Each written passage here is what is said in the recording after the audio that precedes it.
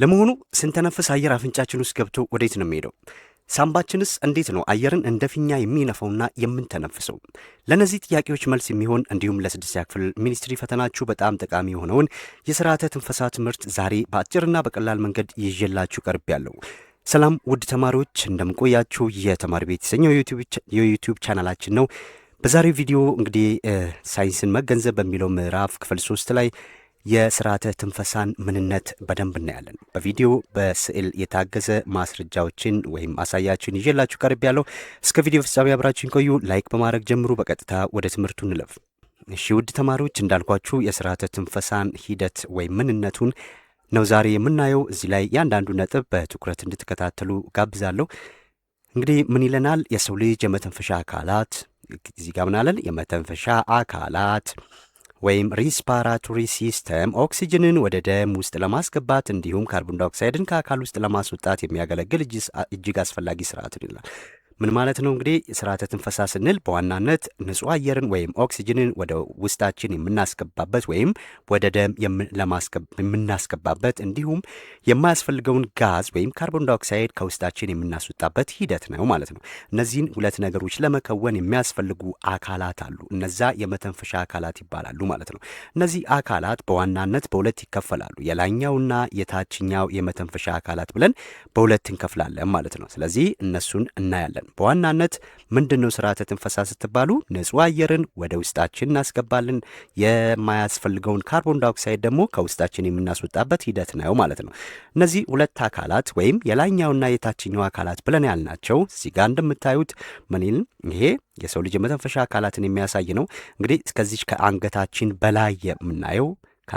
በላይ የምናየው እዚህ ጋር ከዚህ በላይ ያለው ማለት ነው የላይኛው የመተንፈሻ አካል ይባላሉ ማለት ነው።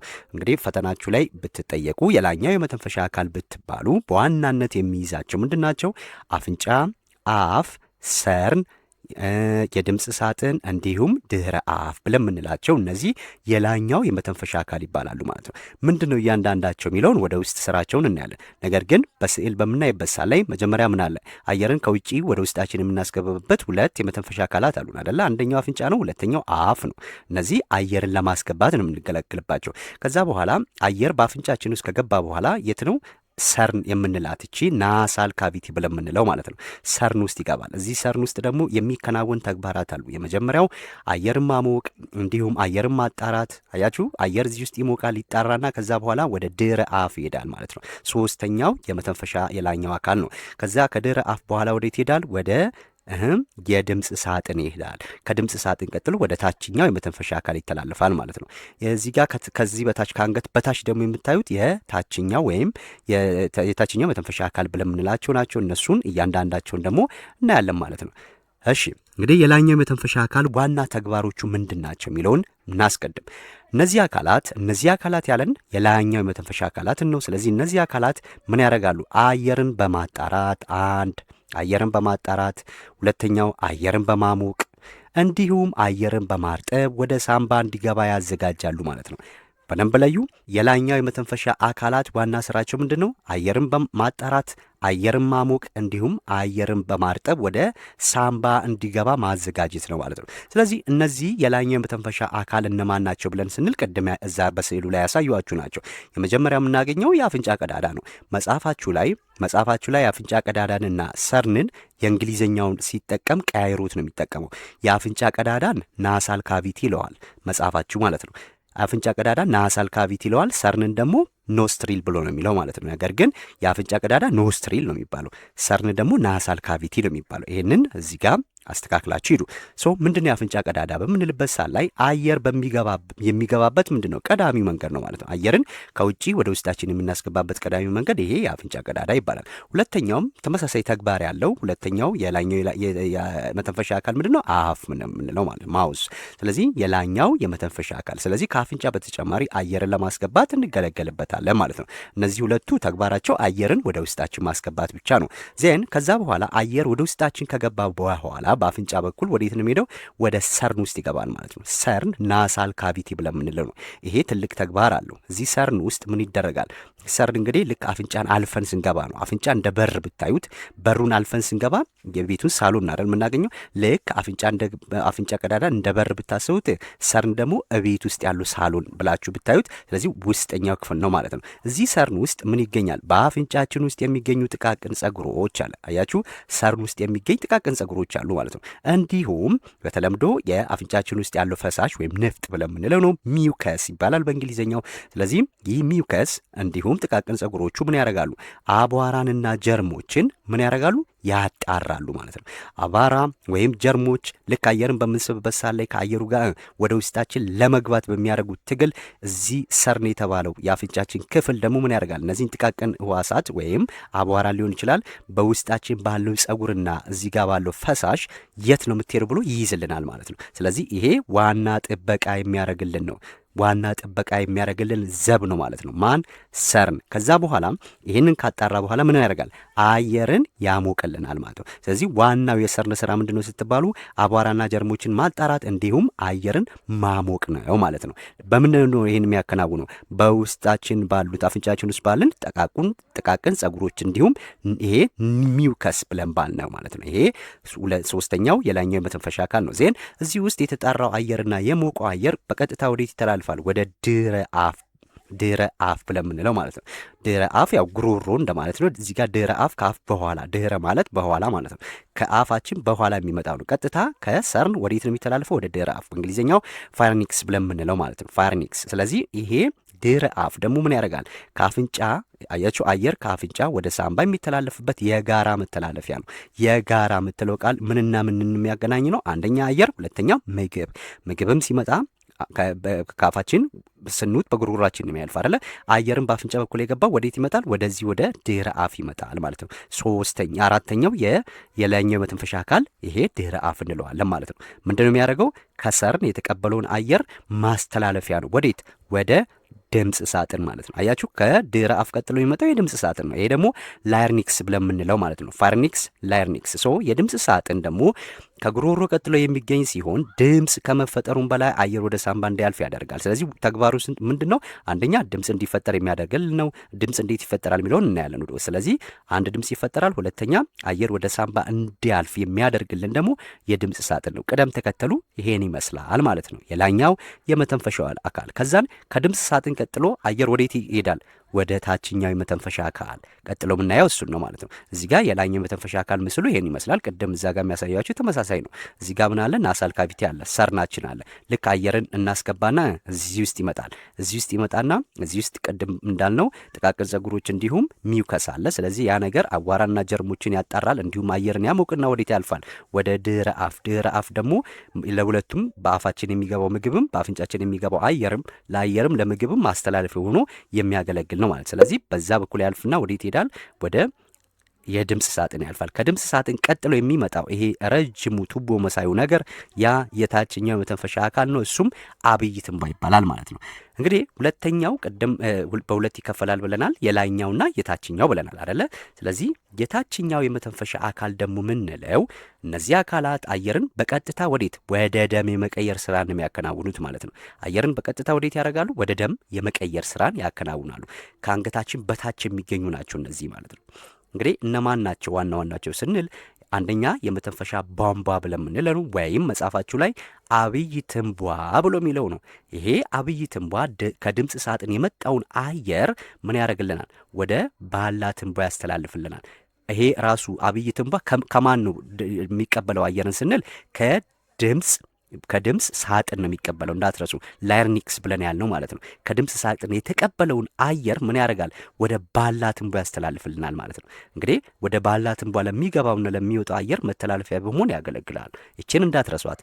አብይ ትንቧ ረጅሙ ቱቦ ነው። አያችሁ። ከዛን ልክ አብይ ትንቧ ይመጣና አየርን ይዞ ወዴት? ወደ ግራና ወደ ቀኝ የሚሄድ ቱቦች መስመሮች አሉ። እነዚህ ሁለቱ መስመሮች ምን ይባላሉ? ባላ ትንቧ ይባላሉ ማለት ነው። ስለዚህ ለባላ ትንቧ ወደ ግራና ወደ ቀኝ ወደ ሳምባችን እንዲገቡ የሚያደርግልን ነው ማለት ነው። ማን? ይህ አብይ ትንቧ ማለት ነው። ወደ ባላ ትንቧ ለሚገባ አየር መተላለፊያ በመሆን የሚያገለግል ነው ማለት ነው። ሁለተኛው ባላ ትንቧ ራሱ ነው። እዚህ ጋር ያለው ባላ ትንቧ ብሮንኪ ብለን የምንለው ማለት ነው። ባላ ትንቧ ወይም ብሮንኪ ይባላል። ስለዚህ ይህ ብሮንኪ ደግሞ የመተንፈሻ ቧንቧው ለሁለት ተከፍሎ አያችሁ፣ እንደዚህ ወደ ግራና ወደ ቀኝ ለሁለት ተከፍሎ ወደ ቀኝ ወደ ግራ ሳምባ የሚገባባቸው ቅርንጫፎች ናቸው ማለት ነው። እነዚህ ባላ ትንቧዎች አየርን ከማን ነው የሚቀበሉት? ባላ ትንቧዎች ከአብይ ትንቧ ይቀበላሉ ማለት። ስለዚህ ባላ ትንቧ ወይም ብሮንኪ የመተንፈሻ ቧንቧ ለሁለት ተከፍሎ ወደ ቀኝ እና ወደ ግራ ሳምባ ለሚገባባቸው ቅርንጫፎች ናቸው ማለት ነው። እንግዲህ እዚህ ባላ ትንቧ ላይ ደግሞ ሌሎች ቅርንጫፎች ደግሞ አሉ። ይሄንን ምስሉ ላይ ታያይታላችሁ። ስለዚህ ሌሎች ቅርንጫፎች አሉ ማለት ነው እዚህ ባላ ትንቧ ላይ። እነሱ ደግሞ ምን ይባላሉ? ደቂቅ ትንቧ፣ ጤንኒጥ የሆኑ ቱቦዎች ማለት ነው። ስለዚህ ብሮንኪዮል ብለን የምንለው ነው። ብሮንኪ ባላ ትንቧ ነው። ብሮንኪዮል ይሄ ደቂቅ ትንቧ ነው። ስለዚህ አየር ወደ አየር ትንከርት በደንብ እያስተዋላችሁ ከአብይ ትንቧ ለባላ ትንቧ አየርን ያስተላልፋል። ባላ ትንቧ ደግሞ ለደቂቅ ትንቧ ነው ያስተላልፈው ማለት ነው። ደቂቅ ትንቧ ደግሞ ምን ያደርግልናል? አየር ወደ አየር ትንከርት፣ አየር ትንከርት አየር ከረጢት ማለት ነው። ከረጢት ምንድን ነው? አንድን ነገር መቋጠሪያ ማስቀመጫ አይደለ? ስለዚህ አየር ወደ አየር ትንከርት ወይም አየር ከረጢት መግቢያና መውጫ በመሆን ይጠቅማል። እንዳትረሱ ለአየር ትንከርት አየር መግቢያና መውጫ በመሆን የሚጠቅመን የቱ ነው ሊባል ይችላል። ስለዚህ ማን ነው? ደቂቅ ትንቧ ነው ማለት ነው። ደቂቅ ትንቧ።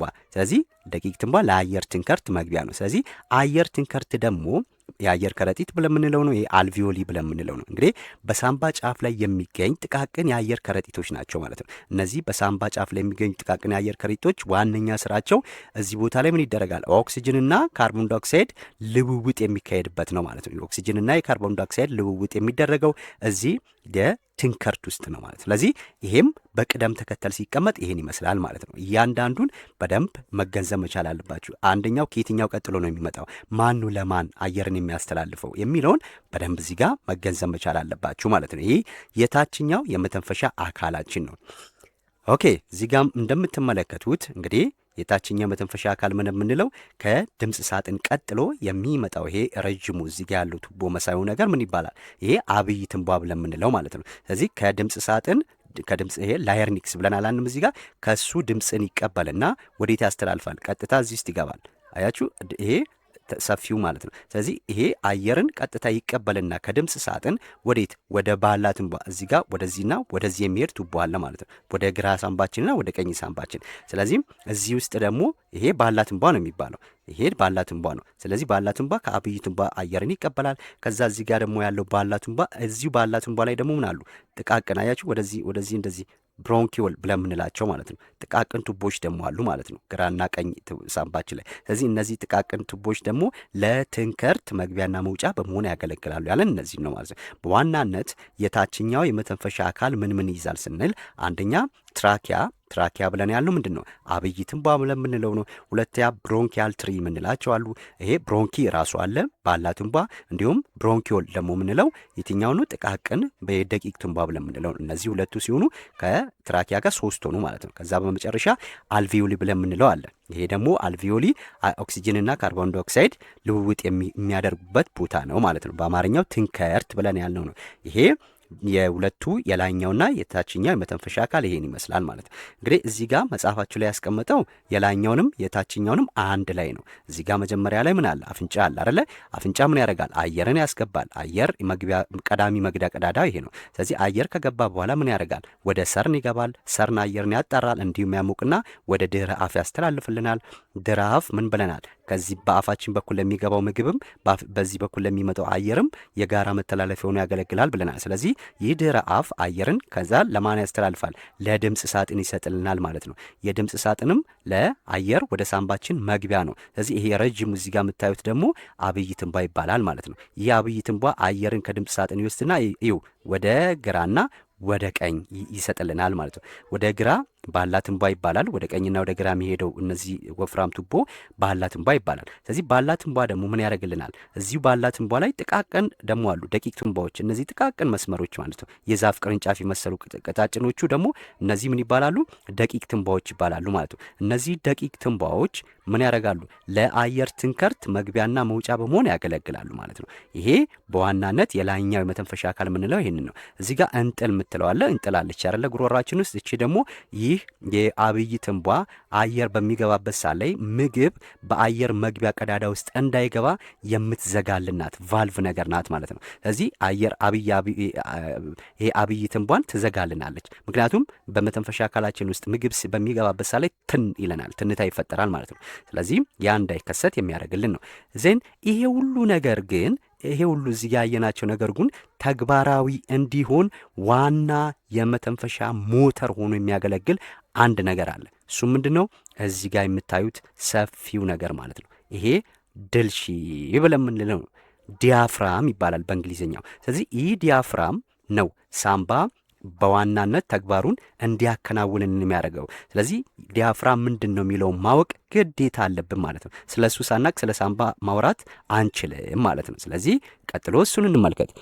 ምንድን ነው ድልሺ? ድልሺ ወይም ዲያፍራም ብለን የምንለው ሉክ፣ ድልሺ ወይም ዲያፍራም በደረታችን እና በሆዳችን መካከል የሚገኝ በትልቅነቱ እና በቅርጹ ሰፋ ያለ ሰንደቅ ወይም ዶም የሚመስል ነው። ያ ማለት እንደዚህ የሆነ ነገር ነው ማለት እንደዚህ እንደ ዛንጢላ ዶም ሼፕ የሆነ ማለት ነው። ስለዚህ ይሄ አንደኛው እጥፍ ማን ነው እዚህ ኩርምት ሊል ይችላል። አያችሁ፣ ከእንደገናም ሰፋ ሊል ይችላል። መቼ ነው ይሄ የሚከናወነው የሚለውን እናየዋለን ማለት ነው። ስለዚህ ይህ አሁን ከዚህ በፊት ስለ ልብ በምናይበት ሰዓት ላይ ልብ በትክክል ተግባሩን እንዲተውን ወይም ልብ ደም እንዲረጭ የሚያደርግልን ጡንቻ አለ ብለናል። መስል አለ። ያ ጡንቻ ካርዲያክ መስል ይባላል ማለት ነው፣ የልብ ጡንቻ። ነገር ግን ልክ ሳምባም በተመሳሳይ ሁኔታ ሳምባም ስራውን በትክክል እንዲያከናውን ምን ያስፈልገዋል? ጡንቻ ያስፈልገዋል። ይህ የሳምባ ጡንቻ ምን ይባላል? ድልሺ ይባላል ማለት ነው፣ ወይም ዲያፍራም ይባላል። እንዳትረሱ ይሄንን። ይህ ጡንቻ ለስርዓተ ትንፈሳ ሂደት ዋናው ሞተር ነው አለ። እንግዲህ አንድ ተሽከርካሪ ያለ ሞተር መሄድ አይችልም። ሞተሩ ከተበላሸ ሙሉ ተግባሩ መከናወን አይችልም ማለት ነው። ስለዚህ ሳምባችንም ያለ ድልሺ ወይም ያለዚህ ጡንቻ ምን ማድረግ አይችልም፣ ስራውን ማከናወን አይችልም ማለት ነው። ስለዚህ ያለ ድልሺ እንቅስቃሴ ሳምባችን አየርን ወደ ውስጥ ማስገባትም ሆነ ወደ ውጭ ማስወጣት አይችልም ማለት ነው። ምክንያቱም እንዲዘረጋና እንዲታጠፍ ምን ያስፈልገዋል? መስል ወይም ጡንቻ ያስፈልገዋል ማለት ነው። ይህ ጡንቻ ደግሞ በትክክል ስራውን መከወን አለበት። ይህ ጡንቻ ምን ይባላል? ድልሺ ይባላል ማለት ነው።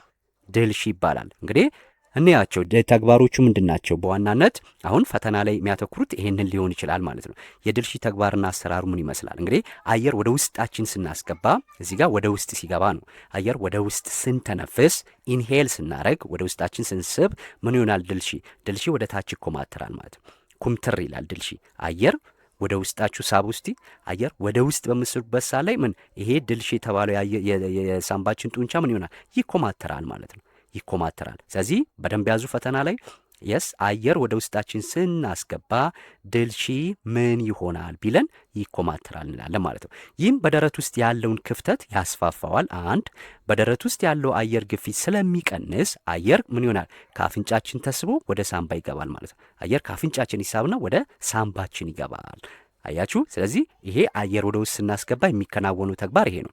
አየር ደግሞ ከውስጣችን ወደ ውጪ ስናስወጣ ምን ይሆናል? ድልሺ ይላላና ወደ ላይ ወይም ወደ ቀድሞ ቅርጹ ይመለሳል። እዚህ የተኮማተረው አየር ወደ ውስጥ ስናስገባ ነው። አየር ወደ ውጭ ደግሞ ስናስወጣ ይላላል፣ ላላ ይላል፣ ዘና ይላል። ስለዚህ ወደ ቀድሞ ቅርጹ ይመለሳል ማለት ነው። ስለዚህ ይህ ሲሆን ሳምባን ስለሚጫነው አየር ከሳምባ ወጥቶ ወደ ውጭ ይወጣል ማለት ነው። ሳምባን ይጫነዋል። ዘና በሚልበት ሰዓት ላይ ሳምባን ይጫነዋል። አያችሁ። ስለዚህ ሳምባን ይጫነዋል ማለት ተኮማትሮ፣ ምክንያቱም ሳምባችን አሁን ድልሺ እዚህ አካባቢ ሳምባችን ተጭኖት ነው ያለው። ከሳምባችን ስር ነው ያለው። ስለዚህ ይሄ ምን ድልሺ ወደ ላይ ወደ ቀድሞ ቦታው ሲመለስ ሳምባን ይገፋዋል አይደለ? ወደ ላይ። ስለዚህ በሚገፋው ሰዓት ላይ ሳምባ ደግሞ አየሩን ወደ ላይ ያስወጣልናል ማለት ነው። ስለዚህ አየር ወደ ውጭ ይወጣልናል። ይህ የድልሺ ወደ ውስጥ አየር ስናስገባና ስናስወጣ ምን ይሆናል የሚለውን የሚያሳየን ነው ማለት ነው። እንዲሁም ሆድና ደረትን ይለያል። ድልሺ እንደ ግድግዳ ሆኖ የልብና የሳምባ መገኛ የሆነውን የደረት ክፍል ከጨጓራና አንጀት መገኛ ከሆነው ሆድ ክፍል ይለይልናል ይላል። ይህን በዋናነት እናንተ የምትይዙት ግን ኢንሄል እና ኤክስሄል ወይም አየር ስናስገባና ስናስወጣ ድልሺ ምን ይሆናል የሚለውን መያዝ አለባችሁ። አሁን እዚህ ጋር የሚያሳየን ያንን ነው። ድልሺ እንግዲህ ስንል ሳምባችን አለ። አሁን ሳምባችን አለ። ሳምባችን ተጭኖት ነው ያለው ማለት ነው ሳምባችን። ስለዚህ ከሳምባችን ስር ነው የሚገኘው። ይሄ ድልሺ የምንለው ይሄ ነው። ይሄ ማለት ነው ድልሺ የምንለው። እዚህ ጋር የሚታያችሁ ማለት ነው። ይሄ ዶም ሼፕ ያለው ያ ማለት እንደ ዛንጤላ ያለ ቅርጽ ያለው ማለት ነው። ድልሺ የምንለው ይሄንን ነው። ስለዚህ አሁን አየር በምንስብበት ሰዓት ላይ ምን ይሆናል? ድልሺ ይኮማተራል። ይሄ ኩምትር በሚልበት ሰዓት ላይ ክፍት ይሆናል አይደል? አየር ሳምባችን አፍንጫችን ውስጥ ያለውን አየር ስቦ ያስገባዋል ማለት ነው። ልክ ይሄ ደግሞ እኛ ደግሞ ስንተነፍስ ምን ይሆናል? ይሄ ድልሺ ምን ይሆናል? ይዘረጋል፣ ይላላል። በሚላለበት ሰዓት ላይ ሳምባን ምን ያደርገዋል? ይገፋዋል ማለት ነው። ስለዚህ በሚገፋው ሰዓት ላይ አየርን ወደ ውጭ እናስወጣለን ማለት ነው። ይህ እንግዲህ ድልሺ የምንለው ከሳምባችን ስር የሚገኘው ይሄ ክፍል ነው ድልሺ። ይሄ ጡንቻ ነው ማለት ነው። እንግዲህ ይሄ ጡንቻም ከስስ አጥንቶች የተሰራ ነው። ይሄ ካርቲሌጅ ብለን የምንለው ማለት ነው። ስለዚህ ይሄ የዚህ የድልሺ ተግባር ነው፣ ዋና ሳምባ ተግባሩ እንዲያከናውን የሚያደርገው ማለት ነው። እዚህ ጋር የምናያቸው የመተንፈሻ አካሎች ይሄ ምንድን ነው? ትራኪያ ወይም ምን ብለን ያልነው ነው? አብይ ትንቧ ብለን ያልነው ነው። ይሄ ከድምፅ ሳጥን አየርን ይቀበልና ወደ ባህላ ትንቧ ያስገባልና ወደ ግራ ወደ ቀኝ። ይሄ ልብ ነው እዚህ ያለው። እነዚህ አሁን እዚህ ውስጥ የምናያቸው ቅርንጫፎች አሉ አይደለ? ጥቃቅን ነገሮች፣ እነሱ ደቂቅ ትንቧ ብለን የምንላቸው ማለት ናቸው። ደቂቅ ትንቧዎች ናቸው እነዚህ እያለ ይሄዳል። ስለዚህ ይህን በዚህ መልኩ ድልሺን ማየት ይጠቅማል ማለት ነው። ቀጥሎ የምናየው ደግሞ የሰውነታችን ስርዓተ ትንፈሳ ሂደት ምን ይመስላል የሚለውን ነው እዚህ ጋር የሚያሳየን። እንግዲህ የስርዓተ ትንፈሳ ሂደታችን አየር ወደ ውስጥ ስንተነፍስ እስከ የመጨረሻ መድረሻ የት ነው ብለናል? አየር ሲገባ የመጨረሻ መድረሻው የአየር ከረጢት ብለን የምንለው ነው። እዚህ ነው የሚከማቸው ማለት ነው። ስለዚህ እስከ አየር ከረጢት ድረስ የሚያልፍባቸው መንገዶች ልክ እንደ ሀዲድ ባቡር በቅደም ተከተል እናያቸው ይለናል።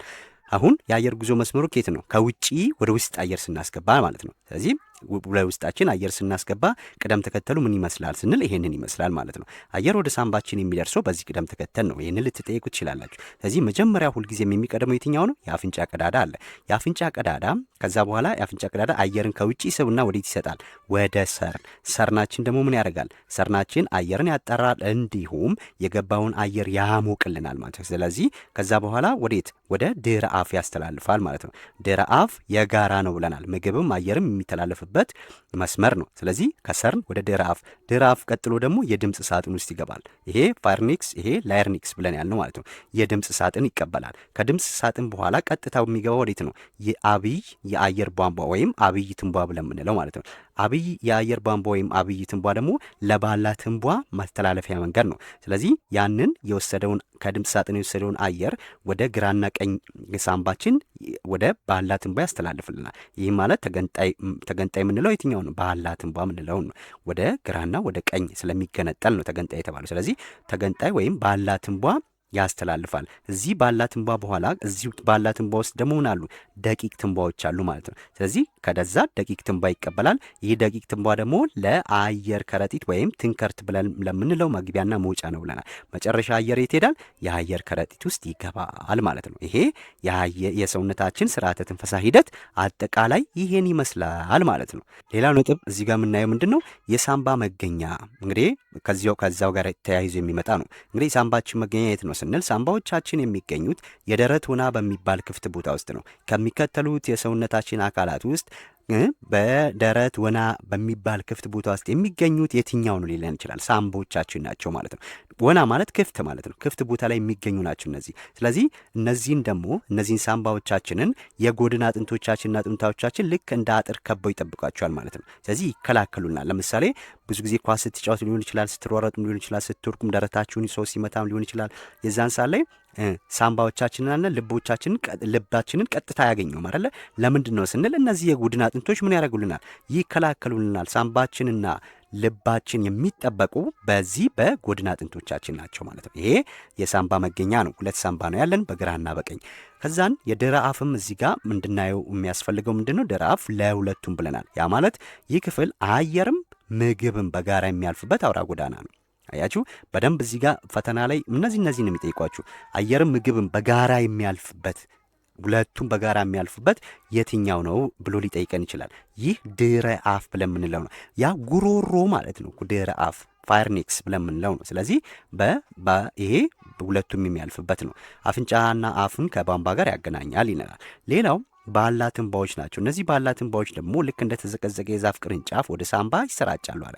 ያ ማለት አሁን ቅርንጫፉ እንዲህ ተንጠልጥሎ ቢሆን ከዛን ወደ ግራና ወደ ቀኝ ባላ ማለት እኮ እንደዚህ አይነት ነገር ማለት ነው። ስለዚህ ወደ ግራም ወደ ቀኝም ልክ እንደ ተዘቀዘቀ የዛፍ ቅርንጫፍ ወደ ሳምባ ይሰራጫሉ። እዚሁ ላይ ባላ ትንባ ላይ ደግሞ ምን አሉ? ጥቃቅን ደግሞ ሌሎች ምኖች አሉ? መስመሮች አሉ። ስለዚህ ትንንሾቹ ቅርንጫፎች ደቂቅ ትንቧ ይባላሉ ማለት ነው። ደቂቅ ትንቧ ይባላሉ። ደቂቅ ማለት ጥኒት ማለት አይደለ? ትንንሽ ማለት አይደለ? ስለዚህ ደቂቅ ትንቧ ይባላሉ ማለት ነው። እነዚህ ደቂቅ ትንቧ ምንድናቸው ብለናል? ለትንከርት መግቢያና መውጫ ናቸው፣ ወይም ለአየር ከረጢት መግቢያና መውጫ ናቸው ብለናል ማለት ነው። ስለዚህ አየር መጨረሻ ላይ የት ሄዶ ይቀመጣል? የአየር ከረጢቱ ውስጥ ብለናል። የአየር ከረጢት ውስጥ ካርቦን ዳይኦክሳይድና ኦክሲጅን ቦታ የሚለዋወጡበት ነው ብለናል። ይሄን እንግዲህ አጠቃላይ የስርዓተ ትንፈሳ ሂደት ይህን ይመስላል ማለት ነው።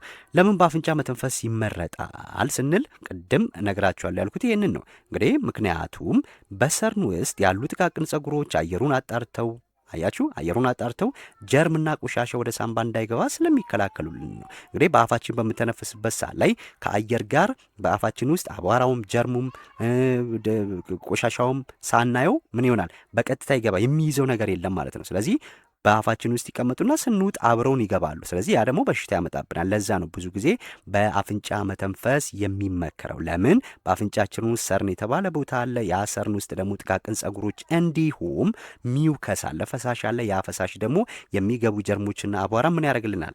እዛው ይይዝልናል፣ ዘብ ሆኖ ይጠብቅልናል ማለት ነው። ስለዚህ ከዛ በኋላ አጣርቶን ወደ ሳምባችን የሚላከው ማለት ነው። ሌላኛው ነጥብ ደግሞ የምናየው የስርዓተ ትንፈሳ ጠቀሜታዎችን ነው። እንግዲህ ስርዓተ ትንፈሳ ለምን ይጠቅማል? ያችሁ ስርዓተ ትንፈሳ ለምን ይጠቅማል በምንልበት ሰዓት ላይ የምናገኛቸው ነጥቦች እነዚህ ነው። እንግዲህ እናንተም በራሳችሁ መዘርዘር ትችላላችሁ አይደል? ለምንድን ነው ስርዓተ ትንፈሳ የሚጠቅመው ስትባሉ ያው ለመኖር ነው እንደዚህ ነው ምናምን ከሚለው ምላሽ ውጪ በደንብ በስርዓቱ ይህንን መናገር መቻል አለባችሁ። አንደኛው ለምን እንደሚጠቅመው ኦክሲጅንን ለሰውነት ማቅረብ። እንግዲህ እዚህ ጋር ምንድን ነው ዝርዝር ሀሳቡ በምናይበት ሰዓት ላይ ስርዓተ ትንፈሳ ለምን ይጠቅማል ሲል ኦክሲጅንን ለሰውነት ማቅረብ አለ። ምን ማለት ነው? ይህ ስርዓተ ትንፈሳ እንግዲህ ቀዳሚው ተግባር ይሄ ነው አይደለ? የኦክሲጅን ወደ ውስጣችን ማስገባት ነው ቀዳሚው ተግባር ነው። እንግዲህ ወደ ውስጥ ስንተነፍስ የምናስገባው ኦክሲጅን በደም አማካኝነት ወደ ሁሉም ምን ይሆናል? ወደ ሰውነታችን ሴሎች ይደርሳሉ ማለት ነው አይደለ? ኦክሲጅን ለሰውነታችን መቅረብ። ስለዚህ ወደ ውስጥ ስንተነፍስ የምናስገባው ኦክሲጅን በደም አማካኝነት ወደ ሁሉም የሰውነታችን ሴሎች ይደርሳሉ ማለት ነው። እኒህ ሴሎቻችን ደግሞ ኃይልን ለማምረት ኦክሲጅንን የግድ ያስፈልጋቸዋል። ኢነርጂን ለማምረት ኦክሲጅን ስለሚያስፈልጋቸው አንደኛው ጥቅሙ ይሄ ነው ማለት ነው። ሁለተኛው ካርቦን ዳይኦክሳይድን ማስወገድ ነው። እዚህ ላይ ደግሞ ሴሎቻችን ኃይልን ከኦክሲጅን ወስደው ካመረቱ በኋላ ካርቦን ዳይኦክሳይድ የተባለ አላስፈላጊ ጋዝ ደግሞ ይፈጠራል ማለት ነው በውስጣችን። ስለዚህ ይህ ጋዝ በሰውነታችን ውስጥ ምን ይሆናል? ቢከማች መርዛማ ስለሚሆን ስርዓተ ትንፈሳ አየር ወደ ውጭ ስናስወጣ አስወግዶ ያስወጣልናል ማለት ነው ካርቦን ዳይኦክሳይድን። ስለዚህ አንደኛው ወደ ውስጥ ኦክሲጅን ማስገባት፣ ሁለተኛው ካርቦን ዳይኦክሳይድ ከውስጥ ማስወጣት፣ ሶስተኛው ድምፅን መፍጠር ነው። እንግዲህ ድምፅ መፍጠር በምንልበት ሰዓት ላይ ደግሞ ምን ማለት ነው? ድምፅ መፍጠር ይሄ የድምፅ ሳጥን ላይ የሚፈጠር ነው አይደለ? ስለዚህ ለመናገር ለመጮ ሊሆን ይችላል፣ ለመዘመር፣ ለመዝፈን ሊሆን ይችላል። ማንኛውም ከድምፅ ጋር የተያዘ ነገር ለመከወን አየር ያስፈልገናል። ስለዚህ አየር ከሳምባ ወጥቶ በድምፅ ሳጥን ወይም ላርኒክስ ብለን ባልነው ውስጥ በሚያልፍበት ጊዜ የድምፅ አውታሮች ምን እንዲሆኑ ያደርጋል? እንዲርገበገቡ በማድረግ ንግግር እንዲችል ያደርገናል ማለት ነው። ይሄ ሶስተኛው ጥቅም ነው። አራተኛው አየርን ማጣራትና መከላከል ነው። እንግዲህ አፍንጫችን፣ የመተንፈሻ ቧንቧዎቻችን አየርን በማጣራት ምን ያደርጋሉ?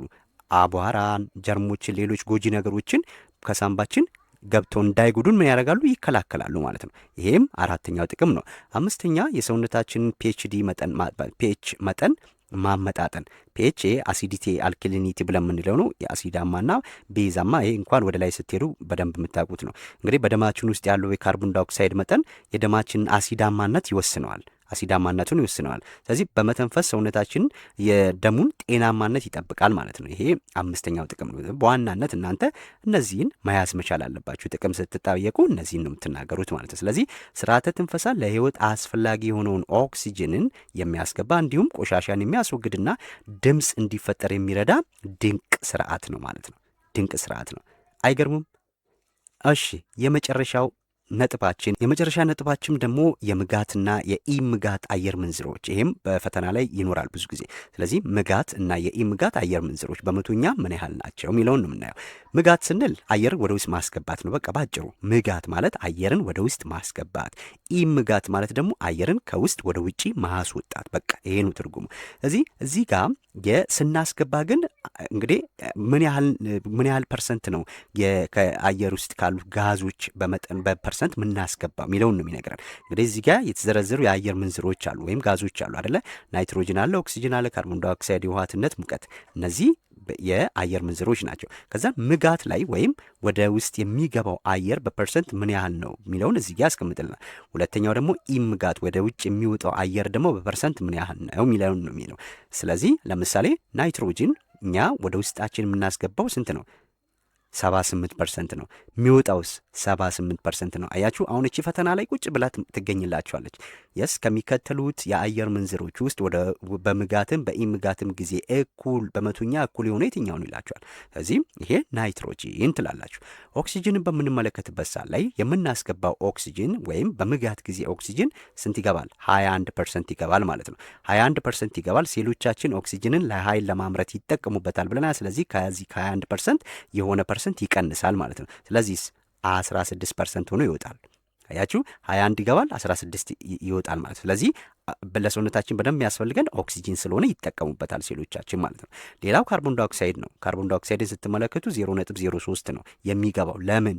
በተወሰነ ይሄ ለሰውነታችን አስፈላጊ አይደለም። የሚገባው ትንሽ ነው፣ የሚወጣ ግን ብዙ ነው። ይሄ እንዴት ነው የሆነው? የሚወጣው ብዙ ነው። ምክንያቱም ኦክሲጅን ከገባ በኋላ ሰውነታችን ኦክሲጅንን ለኃይል ለማምረት ከተጠቀመ በኋላ ካርቦን ዳይኦክሳይድ የሚባል ጋዝ ነው የሚፈጠረው ማለት ነው። ስለዚህ የገባው ትንሽ ሆኖ የበዛው ለዛ ነው በሰውነታችን ያስወግደዋል ያንን ጋዝ ማለት ነው። ስለዚህ ብዙ ሆኖ የሚወጣው ካርቦን ዳይኦክሳይድ ነው። የውሃትነት ዝቅተኛ ይገባል፣ ከፍተኛ ይወጣል። ሙቀትም ዝቅተኛ ይገባል፣ ከፍተኛ ይወጣል። እነዚህ ተመሳሳይ ናቸው። ስለዚህ እናንተ እነዚህን በደንብ ለመያዝ ሞክሩ። ካርቦን ዳይኦክሳይድ ለእኛ አስፈላጊ ስላልሆነ የሚገባው በጣም ትንሽ ነው፣ የሚወጣው ግን ብዙ ነው ማለት ነው። ይሄ አጠቃላይ የአየር ምንዝሮች ወይም በምጋትና የምጋት ጊዜ የአየር ምንዝሮች በመቶኛ ምን ይመስላል የሚለውን ይነግረናል። እዚህ ላይ አንድ ሁለት ጥያቄ ሊመጣ ይችላል ማለት ነው። ይሄ ለዛሬ እንግዲህ ያዘጋጁላችሁ ቪዲዮ ይህን ይመስላል። በቀጣይ ሌሎችን ነገሮች ይዤላችሁ እመጣለሁ። ነገር ግን እናንተ ያልገባችሁ ነገር ካለ ሀሳብ አስተያየት ካለ ሌሎች ትምህርቶች ቢሰራል የምትሉት ካለ ሁሉም በኮሜንት አስቀምጡልኝ። አዳዲስ የሆናችሁ ተማሪዎች ይህንን የተማሪ ቤት የተሰኘው ዩቲዩብ ቻናል ሰብስክራይብ በማድረግ ተቀላቀሉ። ይህንን ቪዲዮ ላይክ አድርጉ። በቀጣይ እስከምንገናኝ ባይ ባይ።